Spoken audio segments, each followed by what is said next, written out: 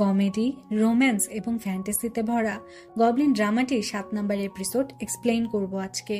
যারা আগের এপিসোডগুলো দেখেননি তারা আমার চ্যানেলে গিয়ে দেখে আসতে পারেন। তাহলে চলুন শুরু করি আজকের এক্সপ্লেনেশন।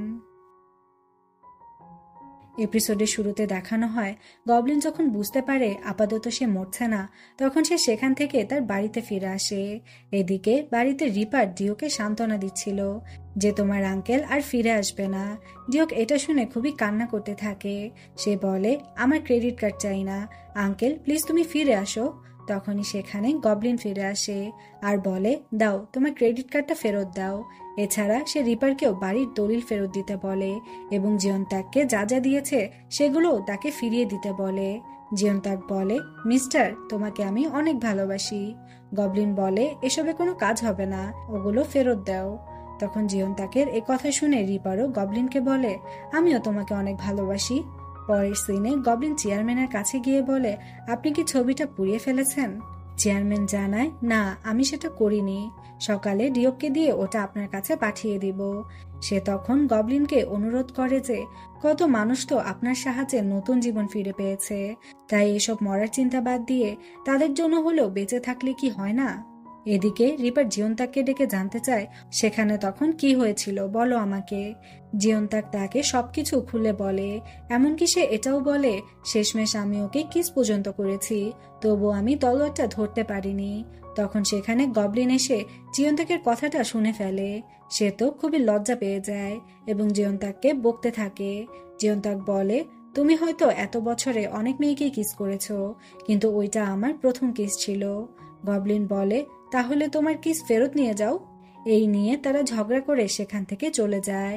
আর রিপার বসে বসে ভাবতে থাকে, আমার একটা ভিজিটিং কার্ড নেই বলে সানির সাথে কথা বলতে পারছি না, আর ওরা কিস করে বেড়াচ্ছে। সে তখন গবলিনের কাছে গিয়ে বলে, ওকে বাড়ি থেকে বের করে দিয়ে আমরা আবার আগের মতো ভালোভাবে থাকতে পারি না? এছাড়া ও তোমাকে কিস করে বিরক্ত করছে। গবলিন তখন তাকে বিভিন্ন অজুহাত দিতে থাকে জিয়ন্তাককে বাড়ি থেকে বের না করার জন্য।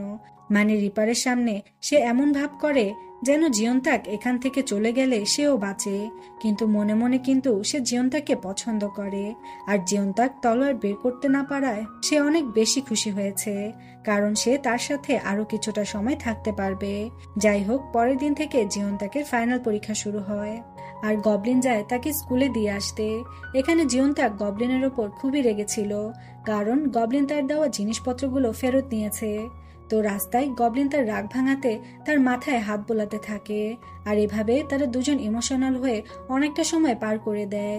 ফলে জিয়ন্তাকের পরীক্ষায় 30 মিনিট দেরি হয়ে যায়। গবলিন তখন তার ক্ষমতার সাহায্যে সময়কে পিছিয়ে দেয় এবং জিয়ন্তাকের হাত ধরে দৌড়ে তাকে পরীক্ষার হলে দিয়ে আসে। সেখান থেকে ফেরার সময় একজন গবলিনের সামনে দিয়ে সাইকেল চালিয়ে যাচ্ছিল। গবলিন তখন তার দিকে তাকিয়ে ভবিষ্যৎ দেখতে পায় যে লোকটার জন্য সামনে অ্যাক্সিডেন্ট হতে চলেছে। এই লোকটাকে আমরা সামনের পর্বে আবারও দেখতে পাবো। এদিকে আসছিল জিয়ন্তাকের জন্মদিন, তাই সে যখন পরীক্ষা দিয়ে বাড়ি ফিরে তখন রিপার, গবলিন এবং ডিওক তাকে বার্থডে উইশ করে। জিয়ন্তাক অনেক খুশি হয়, কারণ এই দিনে তার মা মারা গিয়েছিল, তাই আজ সারাদিন তার মন খুবই খারাপ ছিল। তো সে গবলিনকে জন্মদিনের গিফট হিসেবে সিনেমা দেখতে নিয়ে যেতে বলে। গবলিন তার কথা মতো তাকে সিনেমা দেখতে নিয়ে যায়। তারা মূলত একটি হরর ফিল্ম দেখতে গিয়েছিল, তাই গবলিন প্রথমেই তাকে বলে নেয়, যদি ভয় পাও তাহলে আমাকে ডাকবে, একদম চিৎকার করবে না। কিন্তু মুভি শুরু হতেই দেখা যায় হরর সিন দেখে উল্টো গবলিনই ভয়ে চিৎকার করতে থাকে আর জিয়ন্তাক তাকে সামলাতে থাকে। এই সিনটা সত্যি অনেক মজার ছিল। এদিকে রিপার ডিওককে ডেকে জানতে চায়, তুমি বিজনেস কার্ড কোথায় পেয়েছো? ডিওক তখন ভয়ে ভয়ে জানায়, দাদুর উত্তরাধিকার হওয়ায় কোম্পানি থেকে আমাকে এটা দিয়েছে। রিপার তখন তার জন্য একটা ভিজিটিং কার্ড ম্যানেজ করে দিতে বলে। পরের দিন জিয়ন্তাক পরীক্ষা শেষে হেঁটে হেঁটে বাড়ি ফিরছিল, তখন একটি খেলার মাঠের পাশ দিয়ে যাওয়ার সময় একটি বেসবল এসে জিয়ন্তাকের গায়ে লাগতেই যাবে, তখন একটা ছেলে সেটাকে ধরে ফেলে।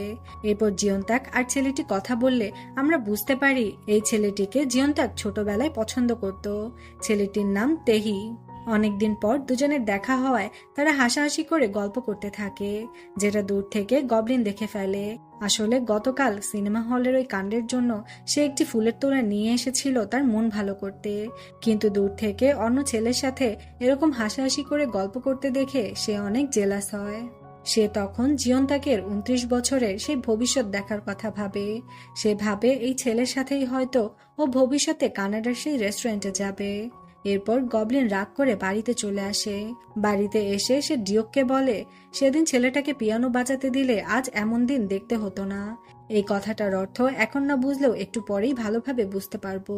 এরপর জিয়ন্তাক বাড়িতে ফিরলে গবলিন তার সাথে খারাপ ব্যবহার করতে থাকে। জিয়ন্তাক ভাবে সে তলোয়ার বের করতে পারেনি, তাই হয়তো গবলিন তার সাথে এমন করছে।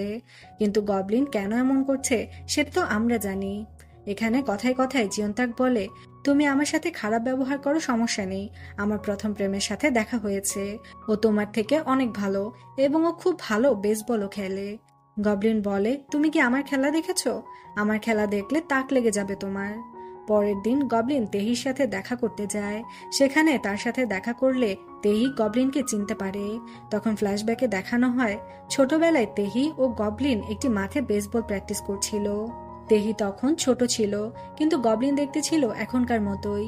তো সেখানে গবলিন কোনোভাবেই ব্যাটে বল লাগাতে পারছিল না, যেটা দেখে তেহি তাকে শিখাতে গেলে গবলিন তাকে পাত্তাও দেয় না। তেহি তখন বলে, আচ্ছা 10টা বলের বাজি ধরা যাক, যে হারবে সে অপরজনের ইচ্ছে পূরণ করবে। গবলিন তার প্রস্তাবে রাজি হয় এবং বাজিতে সে হেরে যায়। ফলে প্রতিশ্রুতি মোতাবেক তেহি বলে, আমার মা চায় আমি পিয়ানো বাজানো শিখি, কিন্তু আমি চাই বেসবল প্লেয়ার হতে। গবলিন তখন তার ইচ্ছেকে পূরণ করে। তাদের পিয়ানোটা সে বাড়ি থেকে গায়েব করে দেয়। আর বর্তমানে তেহি একজন ভালো বেসবল প্লেয়ার হয়েছে। আর এই কথাটাই সে সেদিন ডিওককে বলছিল, যে সেদিন ওকে পিয়ানো বাজাতে দিলে ও মিউজিকের লাইনে থাকতো, তখন হয়তো এভাবে জিয়ন্তাকের সাথে দেখা হতো না। তো যাই হোক, রাতে তেহি জিয়ন্তাকে ফোন করে আইসক্রিম খাওয়ার জন্য অফার করে। জিয়ন্তাকেও তখন সেখানে যায়, যেটা দূর থেকে গবলিন খেয়াল করে। কিন্তু তার তো এখানে কিছুই করার ছিল না, তাই সে মন খারাপ করে বাড়িতে ফিরলে রিপার তাড়াতাড়ি করে তার কাছে আসে। রিপার বলে, সানি ফোন দিচ্ছে, তুমি একটু ফোনটা ধরবে? আসলে ভিজিটিং কার্ডটা এখনো হয়নি, তাই ওকে কি বলবো বুঝতে পারছি না। গবলিন বলে, আমার কণ্ঠ শুনলেও তো চিনে ফেলবে যে ওটা তুমি নও।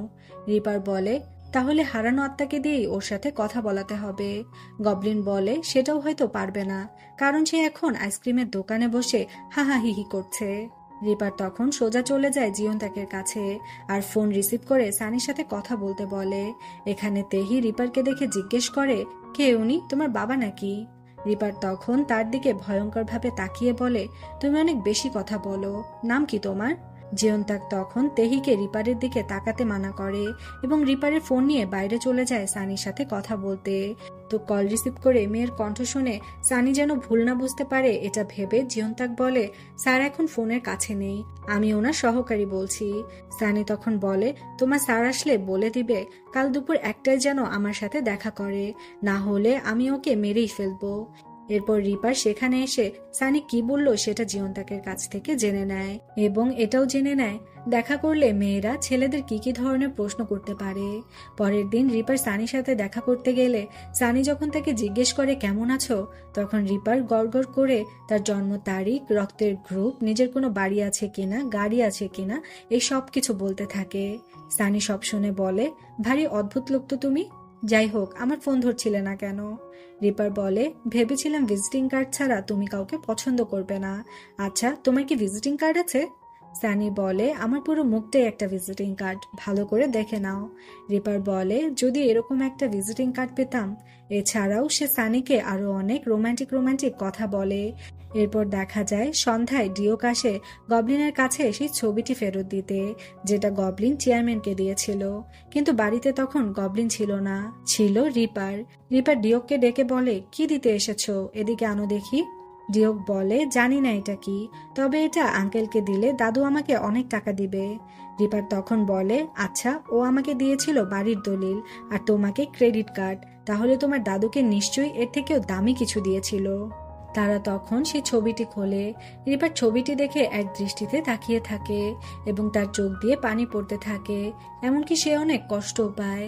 এখানে ছবিটি কার সেটা তো আমরা জানি, কিন্তু রিপার এই ছবি দেখে কাঁদলো কেন সেটা আমরা পরবর্তীতে জানতে পারবো। এদিকে দেখা যায় জিয়ন্তাকে একটি বিয়ে বাড়িতে গিয়েছিল, সেখানে গবলিন যায় তাকে নিয়ে আসতে, কারণ রাত হয়ে যাওয়ায় জিয়ন্তাকের জন্য তার চিন্তা হচ্ছিল। এরপর তারা রাস্তায় গল্প করতে করতে হাঁটছিল। জিয়ন্তাক তখন বলে, বিয়ের অনুষ্ঠান দেখে মনে হচ্ছিল আমার আর তোমারও হয়তো এমন একটা সংসার হতো, কিন্তু সরি, আমি তোমার তলোয়ার বের করতে পারলাম না। আমি মনে হয় তোমার স্ত্রী নই। এছাড়াও সে আরো অনেক ইমোশনাল কথা বলে, যেগুলো শুনে গবলিন নিজেও খুব ইমোশনাল হয়ে যায়।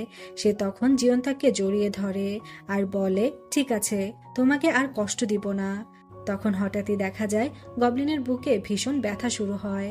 জিয়ন্তাক বলে, কি হলো তোমার? তোমার তলোয়ারের জন্য কষ্ট হচ্ছে? সে তখন গবলিনের বুকের তলোয়ারটি ধরতে যায় এবং এইবার দেখা যায় সে তলোয়ারটা ধরতে পারে। সে বলে, মিস্টার দেখো, আমি তোমার তলোয়ার ধরতে পারছি। দাঁড়াও, এখনই এটা বের করে তোমার ব্যথা দূর করে দিচ্ছি। গবলিন তো ব্যথার জন্য তলোয়ার ধরতে পারার ব্যাপারটা খেয়ালই করেনি।